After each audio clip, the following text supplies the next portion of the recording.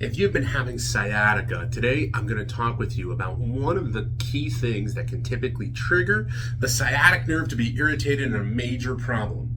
Once again, my name is Dr. Gregg Gerstin, and I've been helping people to remove the blockages in their health for the last 20 years to lead amazing, fantastic lives without drugs and surgery. If you or someone you know has been experiencing problems with sciatica, make sure to share this video with them, give it a thumbs up, and subscribe to our channel.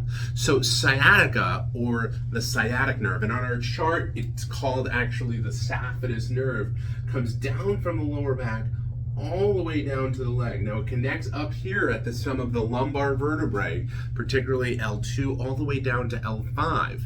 However, in most cases, what we find is that that sciatica, you wind up feeling from across your bottom side, along your buttock, the midline of your buttock, down your leg. Now, if this is the case for you, there's a really important thing you've got to know about. This is commonly the pathway for a unique muscle called the piriformis. And that piriformis goes from the sacrum all the way over to your hip. Now, the unique thing about this piriformis muscle is that the sciatic nerve goes under the piriformis in a third of the population, goes through the piriformis in another third of the population, and goes over the piriformis in another third of the population.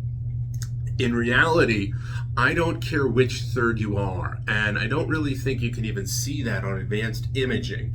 But what I care about is that we understand how that piriformis muscle is working. Now that's going to dictate the direction that your sacrum goes, because there's another one on the other side.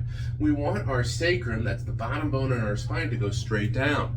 However, if a piriformis muscle is irritated, it will shift which way the sacrum winds up going and affect the piriformis muscle, therefore affecting potentially the sciatic nerve.